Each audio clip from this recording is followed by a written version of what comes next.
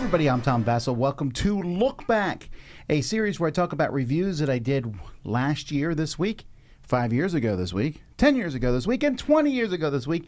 And I tell you what I think about them now, if I think about them at all. So let's go back 20 years ago. I reviewed Caverns of Alderaan, a Blind Luck Studios game about making trade routes. Didn't really enjoy it, 5 out of 10. Another game, Giza. This is about building pyramids. This was a 6 out of 10. It's okay by today's standards. And then Children of Fire, which is another 6. This one's also from the Blind Luck Studios. Clever game. I said, don't miss it. Someone should reprint this or something. Never happened, I guess. Tutankhamun. This is the original game from Out of the Box Publishing. It was recently remade by 25th Century. This was the first game I ever played, and it might be the first game that ever did the whole ratchet mechanism where you move as far as you want forward but can never go back. 7 out of 10, I enjoy it. Conquest of the Empire. This is a remake of Struggle of Empires. Martin Wallace. This was Eagle Griffin. Glenn Drover did it. It's a nicer, cleaner version of it, which I found to be very enjoyable. It's been a long time since I played it, but an 8 out of 10.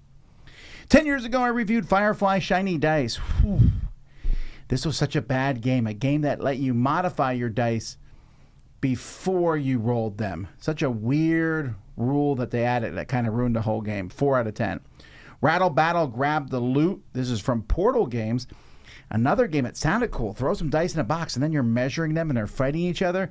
Randomness plus miniature type combat. It was a bad combo. 5 out of 10. Heebie-jeebies. How well do you know your family type game with just really bad artwork. 5 out of 10. Melee. This is a game.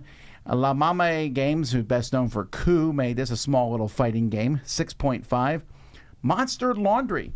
You have to watch the review to see how it works, but there's like a laundry rope wrapped around everyone, and you're pinning things. This is for kids, this game. A 6.5.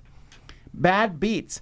This game is very lowly rated on Board Game Geek. It's from Stoneblade Games.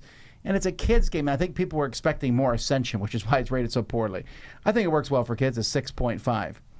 Queen's Necklace. I reviewed this 10 years ago. This is from CMON. It's the reprint of the Days of Wonder. Not as good as the Days of Wonder game. Well, in some ways it is, but mostly it's not as good. But it's still a fun little Three Musketeer-themed card game. 7.5.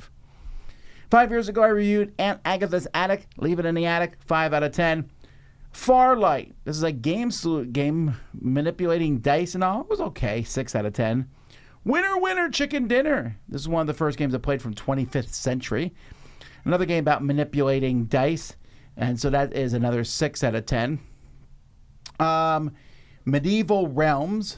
This is from Lost Games Entertainment. A kind of Euro building up a terrible name, though. But good game. 7 out of 10. Tussie Mussy from Elizabeth Hargrave. This is an enjoyable little game that she made about getting flowers together. This is from the Wallet Company game. 7 out of 10. Scooby-Doo. Betrayal at Mystery Mansion. 7.5. This is their Betrayal at House on the Hill. And this is probably the best version of this game, even though it's Scooby-Doo. Aqua Mirabilis. This is an interesting game about making perfume. A really cool Euro-style game. Weird name. Never really took off, but I give it an 8 out of 10. Four Gardens. This is a Dice Tower Essential. As soon as I played it, I loved it. Rotating a tower to give you actions and resources.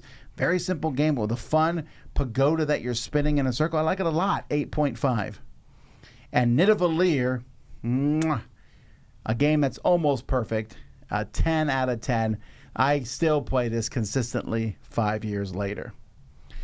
Last year I played Landmarks. Reviewed Landmarks, a deduction game with words. It just doesn't work very well at all for me. A 5 out of 10.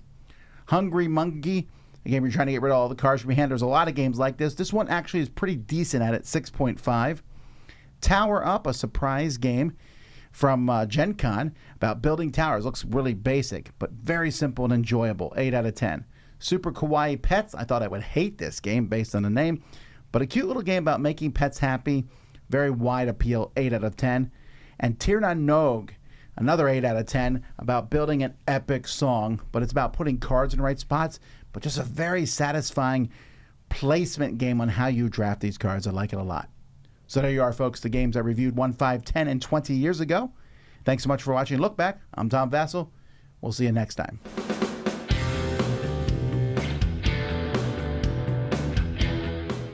Hey everybody, thanks for watching this video. If you like this review or whatever you just watched, wasn't it amazing? Check out our channel, Dice Tower. We have all kinds of things. We review games, we do top 10s, we play games live. It's all about board games, but especially the people who play them. Check out Dice Tower YouTube channel.